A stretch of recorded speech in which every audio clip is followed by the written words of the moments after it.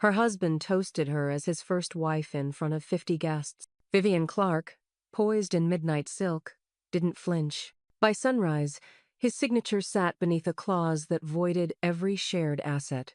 The foundation he built on her name was already dissolved. She'd spent 4 decades as his partner now. She was his verdict. And when he reached for what he once controlled, the prenup answered first. All right, before we dive into this crazy story, do me a favor, subscribe and tell us where you're watching from. The chandeliers glittered like they had something to prove. 50 of Asheville's finest lawyers, legacy families, old golf buddies, and garden club typecipped vintage Cabernet in Vivian Clark's vaulted dining hall. Waitstaff circled with canapés curated from a menu Vivian had personally approved, down to the rosemary garnish. The room was laughter, gold, and polite applause. It felt choreographed, until it wasn't. Graham stood at the head of the table, tapping his crystal glass with the tip of his fork. It rang out like a bell at the end of a sermon. People hushed. Vivian turned in her seat, instinctively folding her linen napkin on her lap, her posture effortlessly elegant in midnight blue silk. "My friends," Graham began, wearing that self-satisfied smirk he'd perfected in retirement. "Thank you for being here to celebrate 40 years of marriage to my first wife, Vivian Clark, the foundation." There was a pause, not silence, not gasps, just an awkward hiccup in the room's rhythm followed by nervous laughter. Too loud in pockets, too hesitant elsewhere. Like no one wanted to be the first to admit they didn't understand the joke, or worse, that they did. Vivian did not blink. She rose to her feet with a grace that had taken decades to cultivate, and made eye contact with precisely no one. "To Graham," she said, her voice even, carrying across the room like a glass of something too expensive to spill. "And to the comfort of shared history." She lifted her flute, smiled something polite and untouchable and took a single sip. Then she turned, murmured an excuse about needing air, and left the dining room with the kind of calm only a woman who had predicted this exact humiliation could muster. The hallway was darker, quieter, each step softened by antique rugs she'd chosen from catalogs while Graham was busy mentoring junior associates on the charity board. In the study, she closed the door without locking it and lit a single lamp by the leather armchair. Outside the window, the mountains stood impassive. Inside, she poured herself 2 fingers of the bourbon Graham kept for men's nights, the good bottle, from the hidden drawer behind the bookshelves. She didn't sit. Footsteps. She knew them before the knock. Max stood in the doorway, loose tie slung around his neck, expression tight with restraint. "He's crossed a line," he said. Vivian turned to face her son. "He's crossed it," she agreed, letting the amber in her glass catch the light. "But I laid it." Max's eyes flicked toward her bourbon, then the empty fireplace behind her. "Did you know he was going to say that?" Vivian smiled, but it didn't reach her eyes. "I knew he was going to say something he couldn't take back." She moved to the far corner of the study and knelt in front of the fireproof cabinet embedded beneath the built-in shelves. It was a small vault, dull gray, disguised behind sliding cherrywood. Combination. Click. Open. She pulled out a single manila envelope, thick but flat, dated in her own handwriting. Prenup. Original signed copy. 1,985. Max exhaled. "I thought that thing was just a myth." Vivian stood and dusted off the corner of the envelope as if it were a family heirloom. "No, sweetheart," she said, slipping it under one arm like a clutch. "It's the foundation." She stepped past him and out into the hall, heels tapping with slow precision. In the background, another round of forced laughter rose from the dining room. The sound was sharp, this time edged with alcohol, entitlement, and the beginning of something that couldn't be undone. The morning light came in soft and undeserved. Vivian sat alone at the small breakfast table in the sunroom, where the walls were mostly windows, and the trees outside wore mist like silk robes. Her robe was slate gray, matching the calm she'd chosen. Her teacup sat untouched. The bourbon from the night before still lingered faintly on her tongue, sharper now. Her phone vibrated on the table. "Angela?" Vivian answered without a greeting. "It's real," Angela said. "No preamble. Signed, dated, witnessed, clause 14. B is still valid." Vivian pressed 2 fingers to her temple and let her eyes close for a beat. "Refresh my memory." Angela's voice stayed crisp, like cooled steel. If the husband engages in a sustained romantic or sexual relationship outside the marriage, verified by social or photographic evidence, his access to all jointly held assets is void. In shorts out. Vivian opened her eyes and looked toward the tall garden wall where climbing roses had started to falter in the heat. I need a certified copy. Quietly. Courier. Not mail. Use the same man you trust for estate documents. I'll have it in your hands before dinner, Angela replied. Vivian hung up and turned her phone face down. A breeze moved through the window screens, lifting a corner of yesterday's newspaper. She didn't touch it. Instead, she stood, walked to the built-in sideboard, and opened her personal ledger bound in soft black leather, unassuming and lethal. She turned to the last tab marked Family Holdings and made her first notation in nearly 8 years. Start review. Graham. Commingled accounts. Charitable trusts. Roth conversions. Upstairs, she could hear the faintest thump of movement. Graham. Alive. Unbothered. Probably whistling. Janet entered quietly from the service door, her arms full of folded linens and freshly pressed newspapers. Kitchen sending up something light, she said, keeping her eyes on the tray. Then she placed something else next to Vivian's cup, a single-page printout. Vivian looked down. It was a group photo last night's dinner.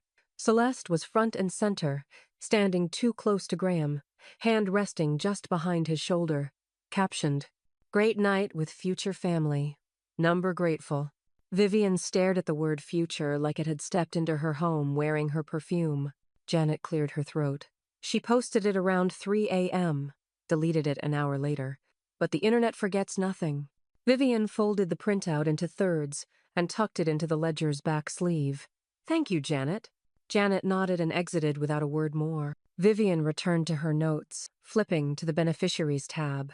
One by one, she reviewed each trust and account confirming where Max stood, where Graham had once been.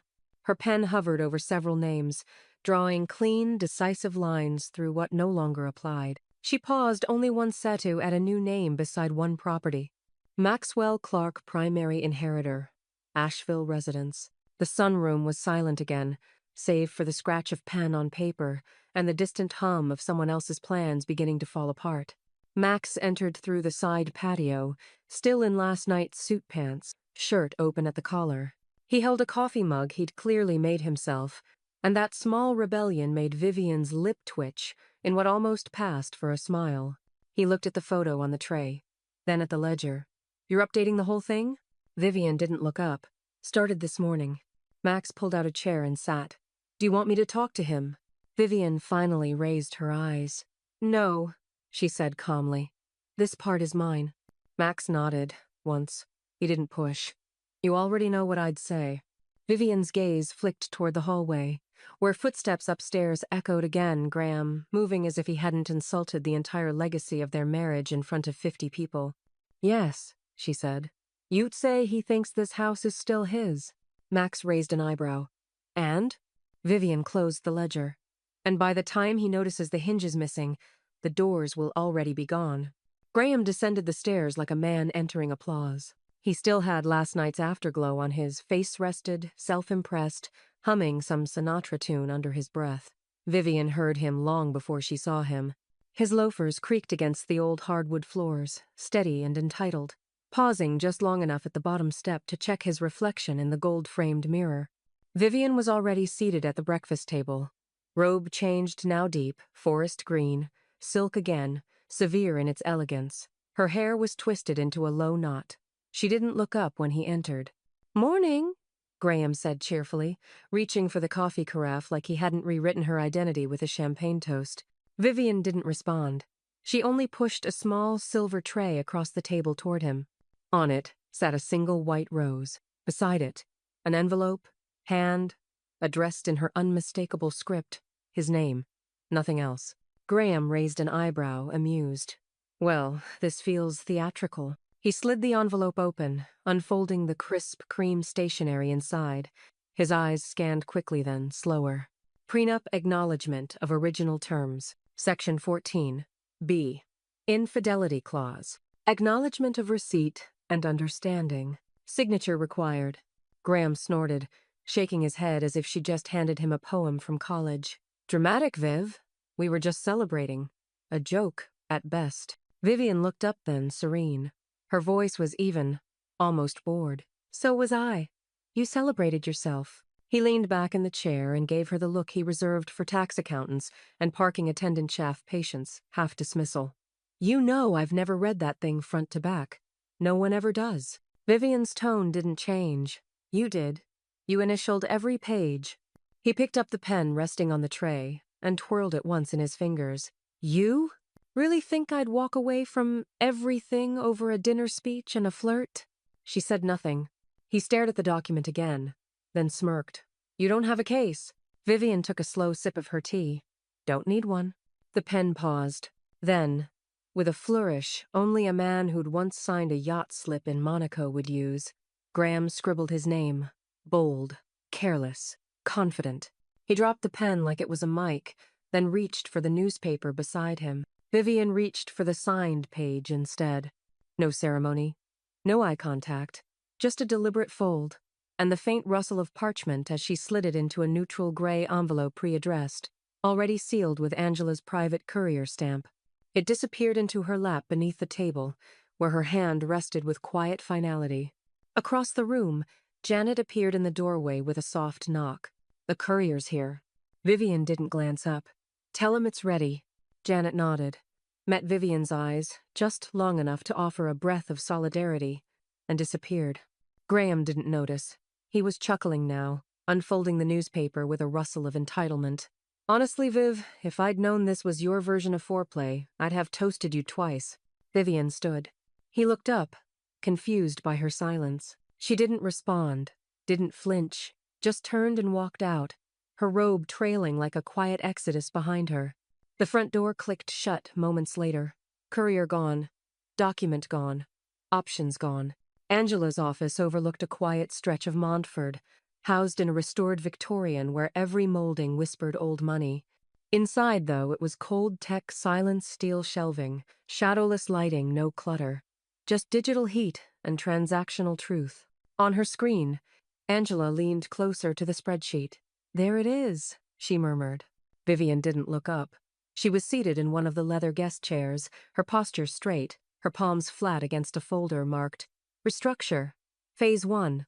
Angela turned the monitor slightly. October last year. 75,000 transferred from Clark Family Holdings into a personal account under G. Clark Advisory, LLC. It wasn't declared during the 2023 Q4 reconciliation. Vivian exhaled, calm and measured, as if Angela had just confirmed rain for a garden she'd already watered. Perfect, she said softly, almost with affection. That activates Clause B. Angela's lips twitched upward in expression that, for her, was practically a laugh. Clause B. The one that triggered a mandatory redistribution of marital assets in the event of concealed financial misconduct by either party. Vivian had fought to keep it in the original prenup not because she mistrusted Graham then, but because she'd trusted his ambition more. Angela tapped a few keys. We'll start drafting the claim, and if we can prove intent to hide.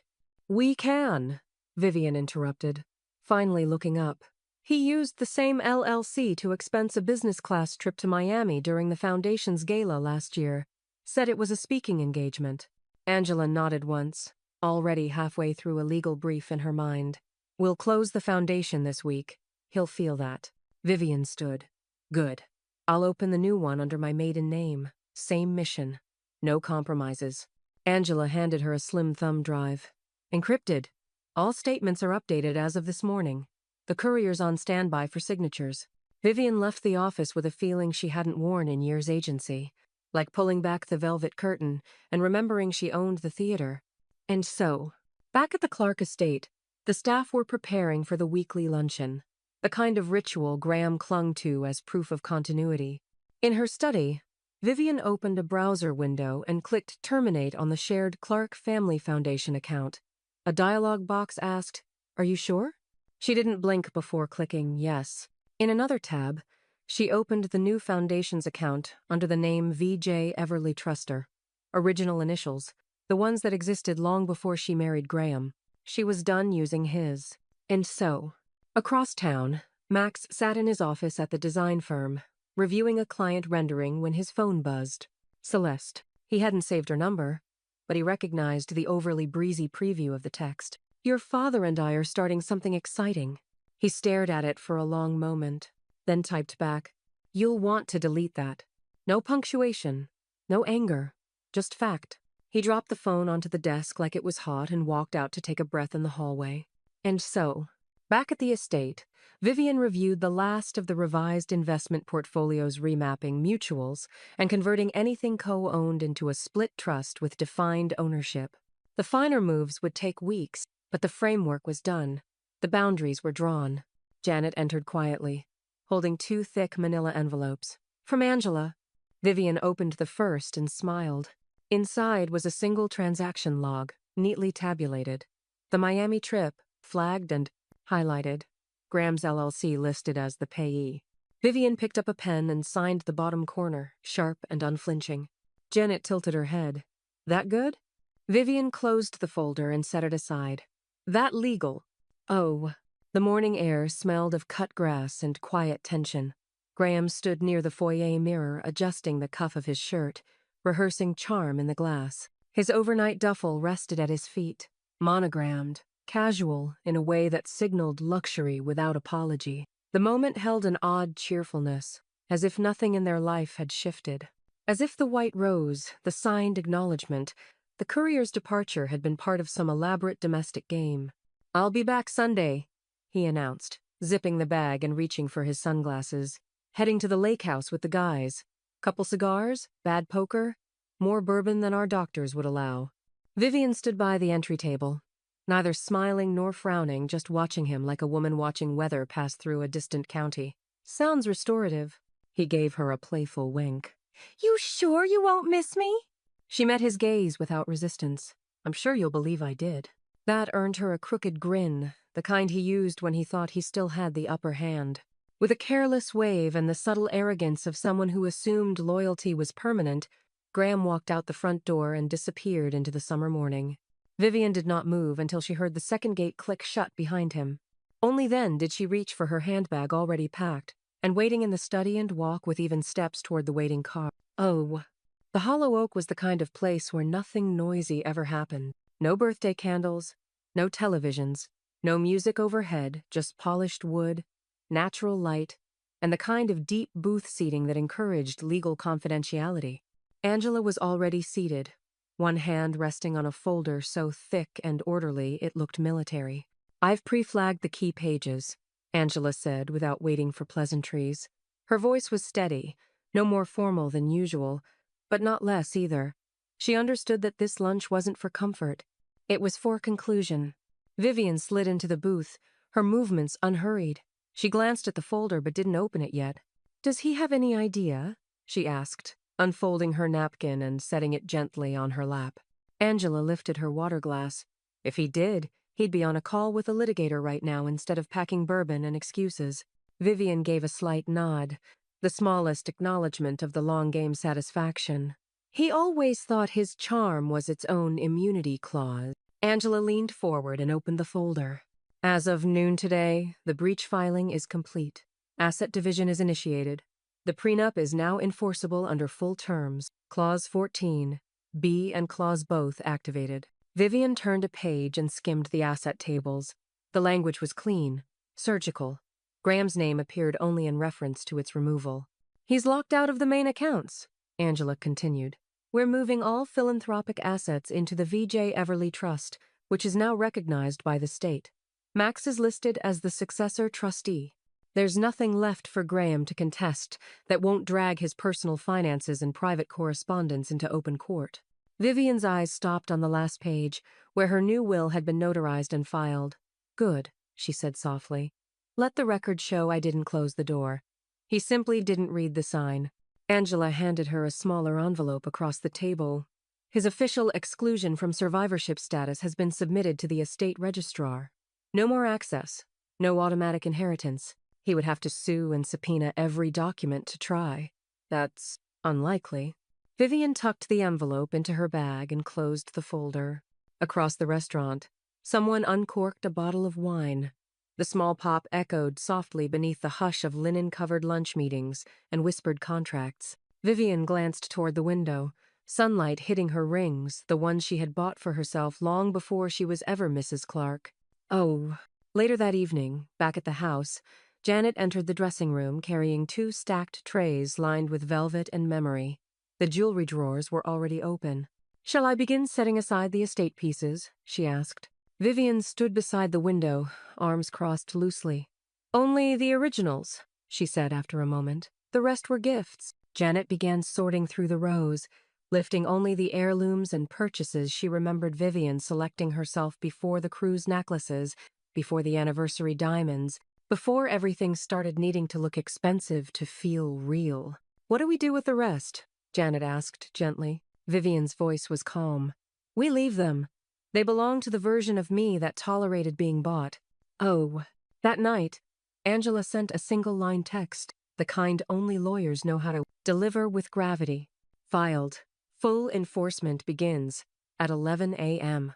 Vivian looked at the message, then back at the ledger resting on her lap. She closed it, slowly. By Wednesday afternoon, the circles that once revolved around the Clarks had begun to tilt. Not publicly, not yet, but with the quiet, decisive precision that defined their kind. An invitation rescinded here. A garden club group chat falling curiously silent there. Women Vivian had smiled beside for decades now paused longer on her Instagram posts. Their likes were quieter, but more deliberate. A subtle nod in a town that didn't shout. Vivian hadn't made an announcement. She didn't need to. Asheville's old money air carried whispers like pollen drifting, landing, germinating in conversations over pimento cheese and linen-draped tables. It was Eleanor Dyer, the hostess of one of their longest-standing social luncheons, who said it aloud first. "She's going through with it." The words fell like a polished silver fork onto fine sheen inaudible, but not messy. Several women exchanged glances but said nothing. Not in judgment, in reverence. As if they had each, in their own quiet moments, wondered what it would take to do the same. I'm so. Across town, in a cluttered office with blinds drawn too tightly for daylight, Graham stood gripping his cell phone in one hand and pacing in slow, angry circles. The lake weekend had ended abruptly. No one had said why exactly, but the energy had shifted. The joking felt forced. The cigars were stubbed out early. One friend had even left after the first night, citing family stuff, but not elaborating. Graham had made 4 calls since breakfast. 3 went unanswered. The 4th was picked up by his older brother, Frank, who always answered even when he shouldn't. "She's cutting me out," Graham said before Frank could say hello. "You wouldn't believe what she's doing." Frank was silent on the other end for a beat too long. "She can't do this," Graham insisted, like the force of his voice might reverse legality. "She already did," Frank replied, tone flat as a legal pad. "And I hear she did it clean." Graham blinked. "What do you mean you hear?" But Frank had already disconnected. Not angrily, just finally. I'm so. Back in Asheville, Celeste sat alone on her sectional couch in a condo she didn't own, sipping rosé that had begun to taste acidic. She scrolled through her phone's low. Nervous scrolling, the kind you do when you're looking for good news that won't come. Her group chat had gone from emoji-heavy gossip to nothing, silence. One woman had even left the chat completely. Another had replied to her brunch invite with a vague, "busy month." Then came the line that froze her thumb mid-scroll. "You don't want to be a side note in court." It wasn't cruel, just surgical. The phone slid out of her hand and landed gently on the couch cushion beside her. The silence in the room suddenly felt personal. I'm so. Vivian attended Eleanor's luncheon that Saturday, arriving precisely 7 minutes late, the kind of lateness that makes people turn their heads but not check their watches. She wore a cream-colored blouse tucked into wide-legged navy trousers, her hair pulled back, not out of obligation but out of focus. She didn't dress to be noticed. She dressed like someone who'd stopped asking for permission. As she entered the room, the conversation dipped, then recovered but with an altered shape. No one gushed. No one pitied. Instead, heads nodded with quiet recognition. One woman stood when Vivian approached her seat. Another passed the vinaigrette without being asked. The performance of politeness had melted, and what remained was respect not loud, but undeniable. Vivian sat, folded her napkin in her lap, and offered nothing about Graham. She spoke about the foundation relaunch, her mother's pearls, a new book on fiduciary law. But every woman at the table knew what had truly been filed that week. I'm so. Later that evening, Vivian returned home to find Max in the study, legs stretched out on the leather ottoman, his phone in one hand, his laptop open but idle. He tried to call again, Max said without looking up. Twice. Vivian walked to the window, her reflection layered over the view of the garden. Did you answer? Max finally looked over. No, he said, setting the phone down. I didn't. She nodded. Not in approval, just acknowledgement. It was enough. They sat in silence for a few minutes. Outside, the wind picked up. One of the rose vines swayed against the trellis, its tendrils tugging gently at the structure that held it up. I'm so's. The first box was labeled Guest Wing, Master Set. Janet placed it carefully in the corner of the spare bedroom, wiping the dust from the cedar floorboards with a cloth before setting the next one down. She worked quietly, methodically, like a woman who'd folded this house in on itself once before and suspected she might again someday. Vivian stood near the west-facing window, sleeves rolled above her wrists, watching the early autumn sunlight bleed across the mountain ridges. This room bright, distant from the main suite, quieter than Graham had ever tolerated, had once been used for visiting relatives and old friends who preferred longer stays. Now, it would be hers. I've gone ahead and moved the safes, Janet said, nudging the box into alignment with the others. The real jewelry's already secured off-site. Just photographs, papers, a few books left to bring over. Vivian nodded but didn't turn around.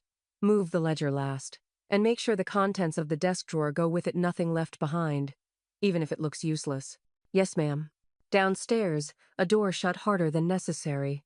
Vivian didn't flinch. She waited until the sound of Graham's loafers moved from the entryway to the hall before she stepped into the corridor. He found her halfway to the back stairs. His voice had that mock-casual edge she'd known since his law school days, the one he used to close gaps too wide for sincerity to span. We can fix this, he said, hands half in his pockets like a man offering détente instead of apology. You're upset. You've made a statement. Okay. But let's not burn the house down over one bad party and a misread moment. Vivian stopped walking, not because he'd asked her to, but because it was her house and she didn't need to retreat. She turned to face him. We're well past drywall and paint. He stared at her, trying to decode what she meant, as if charm might still be enough, as if words, said in the right tone, could undo a legal structure already cemented beneath his feet. She walked past him without another word. He followed, footsteps slower now, the air between them thick with realization. That afternoon, a technician from a private firm arrived in an unmarked van. He was in and out within 40 minutes. By sundown, every access code on the property had been changed. The main gates, the garage, the guest wing, even the climate control system. Graham wouldn't notice until it was inconvenient. Which was the point. Janet resumed her sorting just after dinner. This time, she brought out the black ledger, the original, and placed it into the bottom drawer of the newly arranged study, just adjacent to Vivian's room. She glanced at a tray of framed photo sweatings, holidays, Graham's proud golf trophy sand. With unspoken permission, began wrapping those, too. You don't have to pack the memories, Vivian said gently, entering the room with a fresh set of printouts. Janet didn't look up. These aren't memories, ma'am. They're liabilities. Vivian offered a tight smile, one hand resting lightly on the desk. Fair enough. Later that evening, as Vivian skimmed new balance sheets Angela had sent over, her email pinged with a subject line that stopped her mid-sip of tea. Some clarification. From Celeste, Belle, at... The message opened with an insufferably cheerful greeting. Vivian, I just wanted to reach out woman to woman. It went on for 3 paragraphs. Something about feelings being complicated. Something about Graham deserving to feel seen. And then, just beneath the glossa sentence, Vivian could almost predict. I'm not trying to come between what you two built. I just see how happy he is now. Vivian read it once, closed the tab, and blocked the address without replying. Some things were beneath response. Others were already being addressed in legally binding language. Downstairs, Graham was pouring himself a drink and muttering to himself. He hadn't seen the technician. He hadn't noticed the photos gone from the hallway. He still thought he was negotiating from a position that existed last week. He yelled toward the stairs, voice strained with casual venom. "I don't need your money, Vivian." She was halfway into her closet, folding winter scarves into linen-lined drawers when she replied without raising her voice. "You've certainly borrowed it." Eh? Graham's version of events arrived first in whispers. It began with a breakfast at the club, his voice pitched louder than necessary over eggs he barely touched. A few members leaned in out of curiosity, not support. He talked of overreactions, misunderstandings, how a good woman his wife had been manipulated by old resentments and high-priced legal theater. "She's confused," he told someone who had once toasted their anniversary with vintage Bordeaux. "She's angry. I can give her time." But what came through wasn't assurance. It was desperation, lacquered in confidence, and handed out like party favors. Every word he offered about Vivian had too many qualifiers, too much protest, like a man who'd practiced denial in the mirror and still couldn't get it to land right. By the time lunch was over, no one was asking him for details. They were asking each other if he had started drinking before noon. Angela's office had already prepared for this. Vivian hadn't asked her to send anything, not directly. But Angela had seen this pattern before. Men reaching for the narrative like it was theirs by birthright. And the best answer to spin was fact. Within 48 hours, she had drafted and filed a brief that would quietly circulate among attorneys, estate agents, and advisory boards. Nothing dramatic. No names named in public. Just an outlined breach, supported by transactional timelines, notarized documents, and the prenup clauses Graham had signed, reread, and signed again. It was a paper wall elegant, high, and indisputable. Angela emailed Vivian a copy and offered a spare line of commentary. "He'll choke on his own version before anyone else swallows it." Vivian responded with a single word. "Filed." Alder. A columnist from the local paper reached out the next day, her tone warm and conspiratorial. She left a voicemail referencing sources and sensitive but celebratory circumstances. Vivian deleted the message without playing it a second time. She had no interest in public performances. Silence, once a survival tool, had become strategy. Alder. Max, however, moved differently. He made no announcements, no phone calls. Just quiet conversations in back patios and small family dinners, where old friends and distant cousins were beginning to ask questions. He didn't offer drama, only details. Not gossip, but fact. He signed a clause. Max told his cousin Joanna over lunch. Then he triggered it. Everything that's happening, he invited it in. Joanna didn't say anything for a moment. She just nodded and reached for the check, without letting Max see the look on her face. She'd once told Graham he reminded her of her father. Now she saw that wasn't a compliment. Alder. 3 days later, Vivian returned from her foundation board meeting to find a long white box sitting on the bench near the mudroom. Janet had already removed the card and placed it neatly on the entryway table. It was cream-colored and heavy stock, the kind you only find in university gift shops or at paper stores run by women who still write in fountain pen. The handwriting was unmistakable. 3 names, all college friends. Women who had once shared late-night coffee and Latin flashcards, who had each sent wedding gifts with embossed return labels and good intentions. Inside the box, a simple bouquet of white lilies. The note read, "You were always the smart one. We're just sorry it took him this long to find out." Vivian placed the note inside the bottom drawer of her new desk. She left the flowers in water, untouched. Alder. That evening, Graham's attorney, a man who'd once flirted with Vivian at a holiday partisan, an email requesting informal mediation, a chance to resolve things without escalating unnecessary tension. Angela forwarded it with a blinking cursor waiting below. "Would you like to reply, or should I decline on your behalf?" Vivian replied without ceremony. "Decline." Without response. Alder. Later, as the sun set over the back garden, Vivian stood near the kitchen windows, sipping chilled white wine as Janet loaded the last of the heirloom china into the pantry drawers. Neither woman spoke. The sound of the cabinet's closing was steady, final. In the distance, the gate buzzer rang gaunts, sharply. Janet looked up. Vivian didn't flinch. "Let it ring." They both knew he didn't have the code anymore. The email came just before noon. A flagged message from Angela's office with no subject line, only an attachment named Celeste, Transfer Notice, PDF. Vivian opened it on her iPad while seated in the sunroom, her tea untouched. The page loaded slowly, the server lagging under encrypted strain. When it appeared, it was almost elegant in its simplicity: 2 columns, one line highlighted in yellow.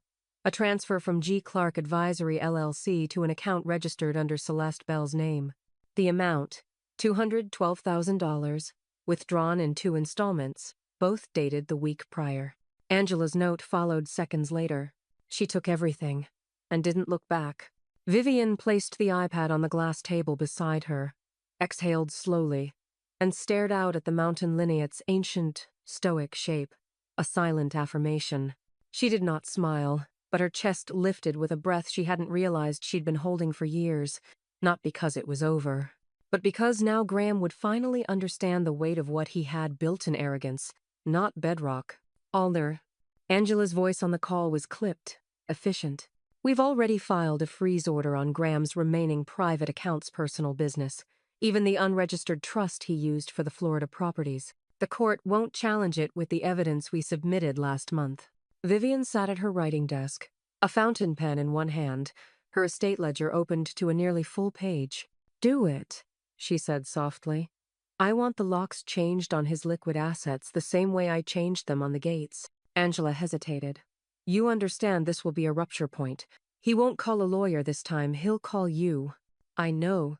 Vivian closed the ledger and set the pen aside. The money was never the thing. It's the mirror he can't survive. The call came just after sunset. She answered on the 3rd ring. You destroyed me! Graham's voice was jagged with panic. The false composure from weeks ago now completely shed. Vivian didn't raise her voice. Number? You did that when you renamed me mid-toast. This is just cleanup. You think this is justice? He hissed. You think this makes you noble? I don't need to be noble, she said calmly. I just need to be precise. There was silence on the line, but she could still hear him breathing unsteady, uncomposed. You're going to regret this, he said finally. It didn't sound like a threat. It sounded like a man hoping she might still believe he had something left to take. Vivian ended the call without another word. Her hand didn't even shake.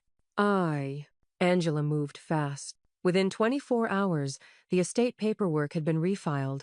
Vivian's survivorship plan no longer included Graham in any capacity, no medical directives, no retirement transfers, no stake in her charitable holdings.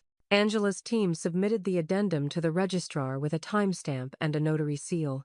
It was the last document necessary to make Graham legally non-existent in her future.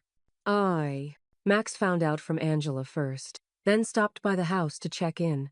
He brought lunch from their favorite Italian place downtown, still warm, the paper bags crinkling with sauce and garlic. As they sat in the guest wing's reading nook, the afternoon sun pooling across the floor, Max broke the silence. He's got less than he started with, he said. She took the LLC account. The rest is frozen, and with the tax penalty, she's underwater. Vivian stirred her iced tea, then looked up slowly. Was there ever a version where he didn't end up here? Max thought for a moment, then shook his head. Maybe, but it wouldn't have included Celeste, or the toast. Vivian gave a soft exhale. Not laughter, not relief, just a sound that released a weight without giving it dignity. That evening, as Janet secured the last few boxes in the upstairs storage alcove, she returned to the kitchen holding a small silver frame. A photograph of Graham and Celeste at some Galathon where Celeste had worn red and Graham had refused to call it a date. Do you want this packed or tossed? She asked, holding it up with gloved fingers. Vivian didn't look. Neither. Leave it.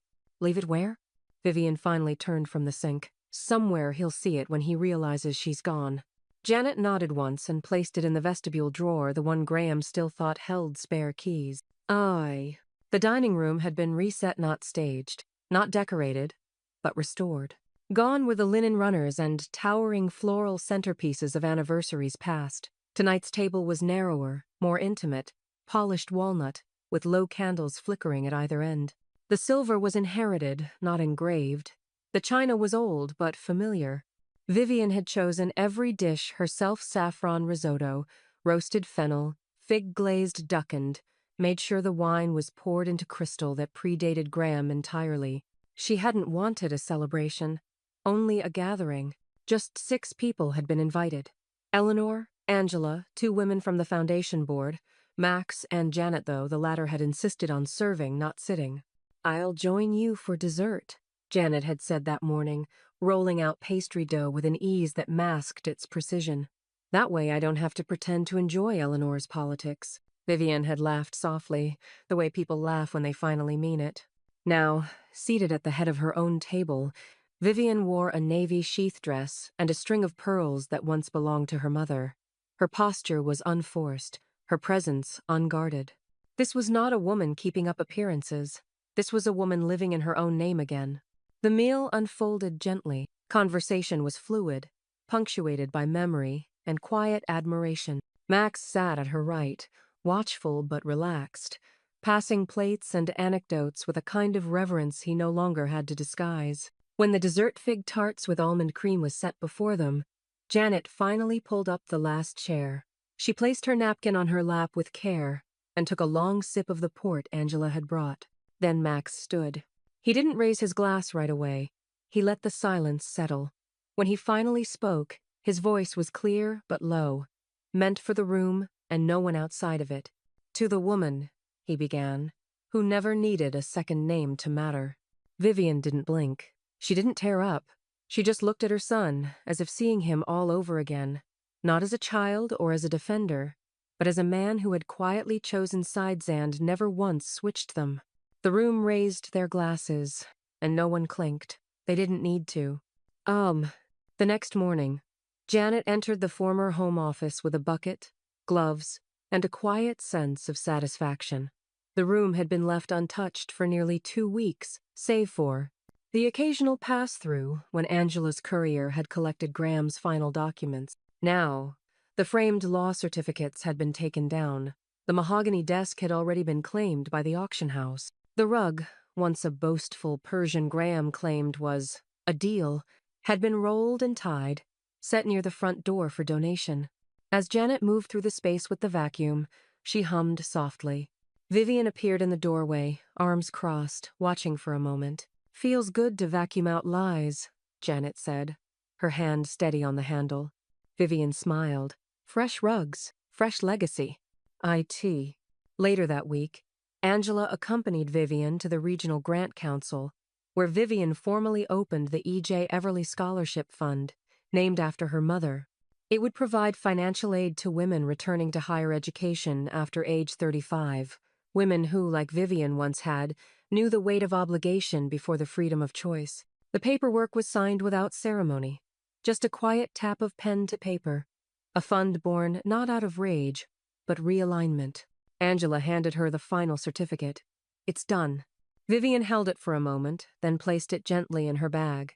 "We build better when we name it ourselves." IT.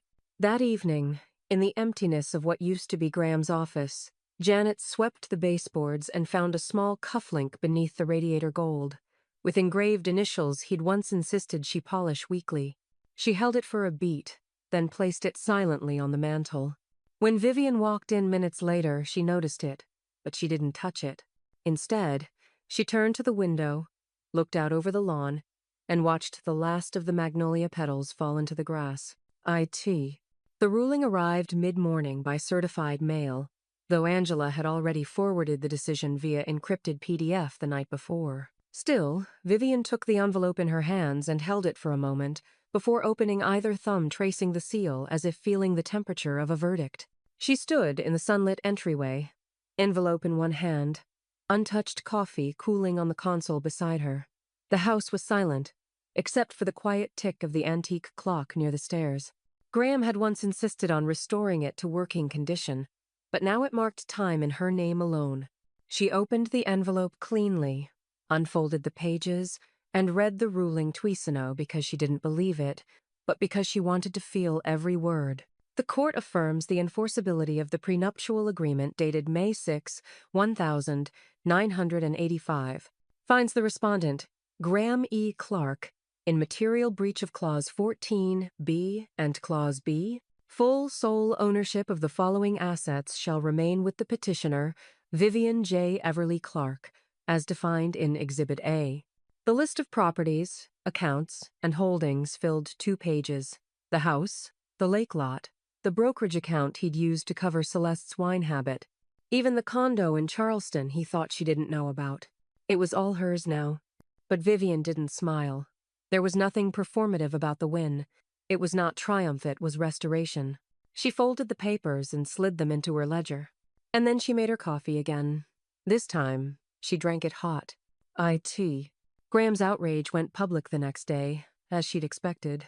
At first, it was phone calls to old law school friends, to former colleagues on the foundation board, to men who had once clinked glasses with him over rare steaks and laughed at his stories about Viv being the brains of the operation. But the calls didn't land the way they used to. Responses came slower, less eager. Excuses multiplied. Some offered polite silence. Others gave a single damning word. "Graham," one had said flatly, "I read the filings. She gave you more than you deserved." Then came the posts. On a Sunday afternoon, he published a scathing Facebook rant that began with a quote-something pseudo-legal and vaguely misogynistic and spiraled into half-coherent accusations about betrayal, entrapment, and the weaponization of loyalty.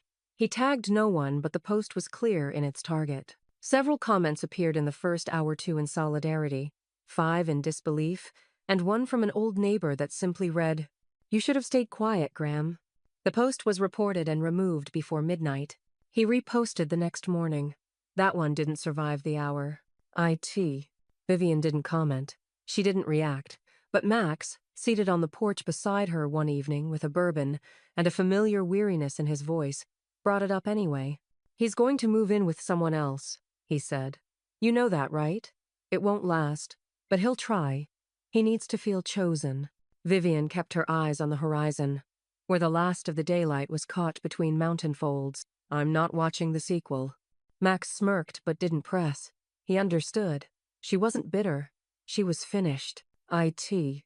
That week, Janet boxed up the last remnants of what had once been Graham's presence in the house, a faded tennis visor, a framed quote about winning the long game, a pair of Scotch glasses etched with his initials. She packed them into a discreet box, labeled simply "Outbound." "No forwarding address?" she asked. Vivian looked up from the kitchen counter, where she was organizing paperwork for the scholarship fund's fall recipients. "No," she said quietly. "That part of the map's been erased." Janet nodded, then carried the box to the garage. She left it near the side door, the same one Graham had once used to sneak in after long lunches that weren't just lunches. Okay. Later that night, Vivian received a brief text from Angela. "All account transfers finalized. Your estate is fully secured. Nothing traceable." She replied simply, "Thank you. Let's keep it clean through the end." Okay. The reservation had been made under a different name, E.J. Everlinot, out of secrecy, but to set the tone. No Clark.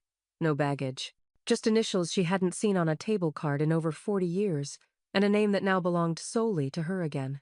The restaurant sat at the edge of Biltmore Village, tucked between an art gallery and a wine shop with hand-painted signage. The kind of place people didn't rush through. There were no televisions on the walls, no music competing with the conversation. Just candlelight and a low murmur of voices, steady as breath. Vivian arrived precisely at 7.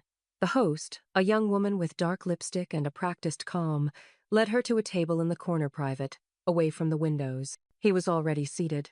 David Harrow, college debate team, journalism major, wore cardigans when everyone else wore protest slogans. They had shared 3 semesters of mutual infatuation and one painful parting. He had gone north, chasing publishing.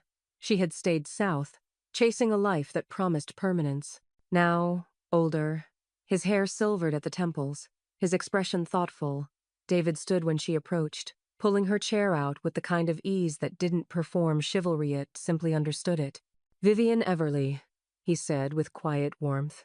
"You haven't changed. You've just sharpened." She smiled genuinely this time.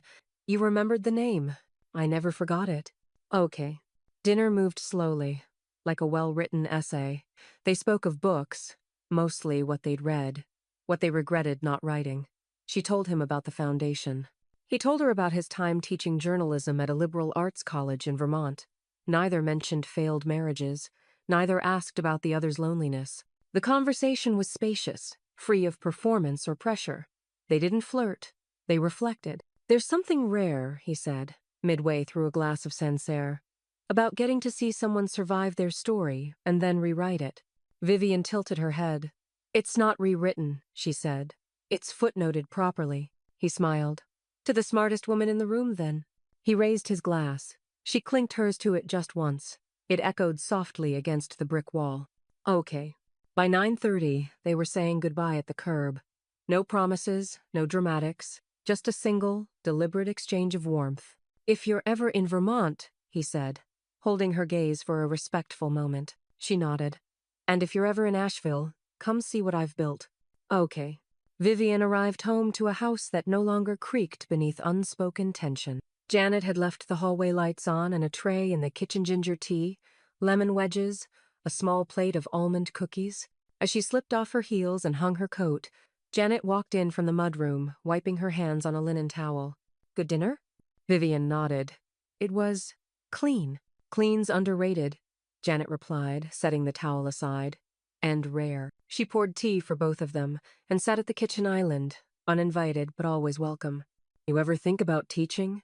Janet asked after a pause. "Everything you've learned, survived, filed. You could build a school, Viv. Not just for women, hell, for anyone who doesn't know what silence can actually do." Vivian smiled softly, stirring her tea. "Maybe someday." Janet leaned back, sipping. "I'd enroll.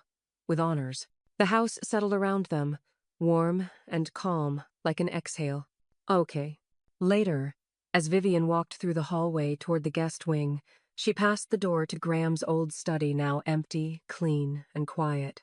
A single beam of moonlight stretched across the cast floorboards, in long, angled shadows that no longer belonged to memory. She paused briefly in the doorway, then continued on without looking back. Okay. The pen was heavier than it looked, platinum-bodied with a deep navy lacquer finish. It had been a gift from Angela, given without ceremony but with perfect timing. Vivian had left it on her desk for 3 days, untouched, letting the weight of what it would do settle around it. This morning, she finally picked it up. The final estate document waited on her desk beneath a white linen blotter. No ribbon, no legal flourish. Just the plain, extraordinary truth of it printed in 12-point serif. Revised Living Trust Agreement of Vivian J. Everly. She scanned the lines again slowly, deliberately. Every asset listed, every clause reviewed. Her signature would finalize what months of meticulous silence had built. Ownership of all current and future holdings transferred solely to her and, upon her death, to Max. There were no alternate beneficiaries, no charitable riders that could be manipulated, and no footnotes bearing Graham's name. At the bottom of the page, a line waited for ink. Vivian clicked the pen and signed. Her handwriting was fluid, unrushed. It didn't shake. She dated the page and slid it into the manila folder Angela had left that morning, marked Final Private Copy. As she pressed the flap closed, something inside her settled with it. A boundary made permanent. Ida 1. Max arrived an hour later. She met him in the vestibule, where he stood in worn jeans and a gray sweater, holding a coffee he hadn't finished, and a smile that didn't mask the emotion behind it. "It's done?" he asked, stepping inside. Vivian nodded. "Completely." He pulled her into a hug-tight and lasting and didn't speak until he stepped back. "I watched you carry this house with your spine," he said, quiet and reverent. "You don't have to do that anymore." Vivian didn't reply. She just touched his cheek and walked him toward the study. Ida 1. Angela arrived at noon, hair pulled back, blazer tailored with precision. She didn't linger, didn't distract. She handed Vivian a sealed envelope with the certified copies and a second, thinner folder containing a summary sheet for legal record. "He underestimated your silence," she said as Vivian flipped through the contents. Vivian gave a soft, amused hum. "Most people do." Angela placed a discreet black folio on the credenza behind the desk. "I had the prenup scanned, archived, and mounted. 1 copy for storage, 1 for framing. It's been notarized as a matter of historical interest, not for sentiment. Vivian raised an eyebrow. Angela clarified. He made it your cage. You made it your key. Ida won. Later that evening, Janet helped her reorganize the household safe. It had once been Graham's domain, cluttered with unnecessary papers, worthless coins, and receipts from dinners he'd written off as business. Now it housed 3 items: the new deed, the trust ledger, and a notarized copy of the estate plan bearing only her name. Vivian tucked each document into its fireproof sleeve with quiet precision. When she was finished, Janet handed her the final framed item, Angela's clean-lined display of the original prenuptial agreement. The text was reduced, not decorative but legible, set behind museum-grade glass, and mounted in simple matte black. "Where should it go?" Janet asked, holding it gently at her waist.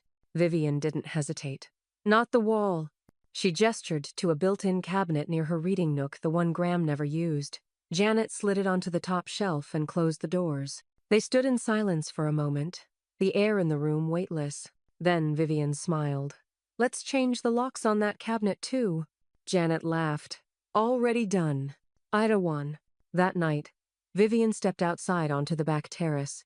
The moon was high, the magnolia trees still shedding the last of their summer green. She walked barefoot to the edge of the flagstone, the air cool against her skin, the quiet no longer tense, but whole. Inside, her phone buzzed once on the entry table. Filing confirmed. Recorded and time-stamped. Irreversible. She didn't rush to check it. She knew what it said. She just watched the stars blink on, one by one. Ida won. The morning air felt different, not just cooler, but clearer, like something had been filtered from the walls overnight. Vivian walked slowly through the house, barefoot on the hardwood, a cup of mint tea warming her palms. The windows were cracked just enough to let in the scent of autumn leaves and cut grass. No voices echoed down the hallway. No shoes thudded against the foyer tile. It was quiet, not the brittle silence of tension, but the kind that holds after a long note finally fades. She paused in the formal living room. The mantel was clean now, no plaques, no trophies, no fake laurels of legacy. Just a single photograph. Her, Max, and Janet at the Foundation's relaunch ceremony. The rest of the frames had been packed and stored or donated. Only the ones that mattered had earned their place back. Max's voice came from the front staircase. "I brought the last box." Vivian turned as he entered, carrying a wooden crate wrapped in linen. Inside were the final photographs for the hallway wall portraits, candid shots, and black and white prints from the old days. He set the box down beside a small step stool and opened it carefully. "Want help hanging?" he asked. Vivian nodded. "Only if we start left to right. Survival first, sentiment second." He grinned. "That's your memoir title." Together, they began placing the frames. No symmetry, no rules, just people who had stayed. Eleanor, laughing into a champagne glass. Angela, unsmiling but grounded, arms folded at the gala. Janet in the kitchen caught mid-laugh, flour dusting her shoulder. And Max teenage, awkward, arms around Vivian's waist at the lake house years ago, before any of it cracked. When they stepped back, the wall didn't look decorated. It looked remembered. Oh, by afternoon, the final RSVPs had rolled in. Vivian had sent the invitation 2 weeks earlier, simple, elegant, free of pretense. It wasn't embossed. It wasn't catered. It read, "Join me for something new." No toasts, no speeches, just truth. Sunday at 4. Come as you are. E.J.E. There would be no string quartet, no rented glassware, no gift table or engraved napkins. Just food. Vivian cooked her self-roasted root vegetables, lemon chicken, a pear tart Max had helped her bake. The guest list was short, just 10 people. Every one of them had witnessed her storm and stayed anyway. The name on the event was hers, legally, publicly, proudly. Vivian stood by the kitchen window as the event live-streamed on the Foundation's homepage. A banner across the screen read, "E.J. Everly Fund, Annual Gala, sponsored by Everly Futures." Not Clark, not affiliated, entirely hers. She didn't watch long just enough to see the young women speaking at the podium, poised and certain, their voices steady and unapologetic. Max walked in, 2 glasses of sparkling cider in hand. "They're standing for you," he said, nodding toward the screen. Vivian took a glass and sipped. "They're standing for themselves. Oh, die." Later that evening, the house filled slowly. The first knock came right at 4. Eleanor arrived with a box of handwritten poems, decades old. Angela brought lemon thyme and 2 bottles of good red. The others followed board members, friends, 2 young women from the scholarship program. No one overdressed, no one overperformed. They ate on mismatched plates. The chairs didn't match either. At one point, someone reached for a wine glass and paused. There was no clink, no signal, just a shared pause, as if waiting for something to be declared. Janet broke the silence from the kitchen door, drying her hands on a striped towel. "No one's clinking glasses at you tonight," she said. "They're standing." Vivian looked around the room's soft lamplight. Shared laughter. No polished lies. She nodded. "That's enough." O.D. Much later, after the guests had gone and the dishes were done, Janet found Vivian still seated in the sunroom, her fingers resting lightly on the arm of the chair. The tea beside her had gone cold. She wasn't tired, just still. Janet gestured toward the hallway. "You want me to unplug the porch lights?" Vivian shook her head, eyes still on the dark lawn beyond the glass. "Leave them on tonight." "For the guests?" Vivian's voice was quiet. "For the future." O.D. The porch was quiet that morning, wrapped in a pale blue mist that hadn't yet burned off from the hills. Vivian sat alone at the edge of the wicker love seat, a knitted shawl wrapped loosely around her shoulders and a cup of black tea cooling in her hands. The scent of lemon balm drifted in from the garden. A small wooden tray rested beside her with 2 items, a fountain pen and a single check made out in her name, drawn from her private account. She'd already filled out the amount $100,000, earmarked for the new emergency housing grant under Everly Futures. All that remained was the signature. She signed it cleanly, then laid the pen down and pressed the check beneath a smooth glass paperweight. She didn't rush to mail it. That would come later. This moment was the final act of her choosing, not his undoing. Behind her, the door creaked open. Angela stepped out, holding her own tea, blazer folded over her arm like she'd already filed 3 motions that morning. Her voice was even. "All estate locks are confirmed. Everything routed and protected. There's nothing left he can touch." Vivian didn't respond right away. She just looked out across the lawn where the magnolias had shed their last bloom. "And the trust language?" Angela nodded. "Unchallengeable. Your name is the origin. And the terminus." Vivian smiled faintly. "Good. That means we've planted something." O.D. By late afternoon, the newspapers had already moved on. There was no follow-up op-ed, no commentary column. Celeste had vanished without statement or spectacle. Her social media accounts had gone dormant. Her last post a quote about the power of beginning again sat alone, unliked and unanswered. Graham's name appeared one final time in a quarterly financial digest, a bullet point reference to a forfeited position at a boutique advisory firm. No comment given. His phone number changed.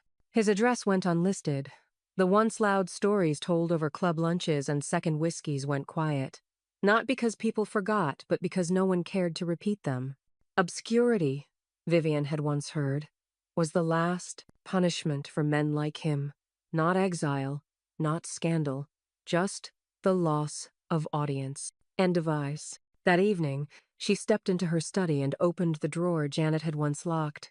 Inside, nestled beside notarized deeds and cleanly stamped ledgers, was the framed Prenup Angela's precise, museum-grade copy. Vivian held it for a moment, feeling the cool weight of glass, then set it down and shut the drawer. Not with force, just certainty.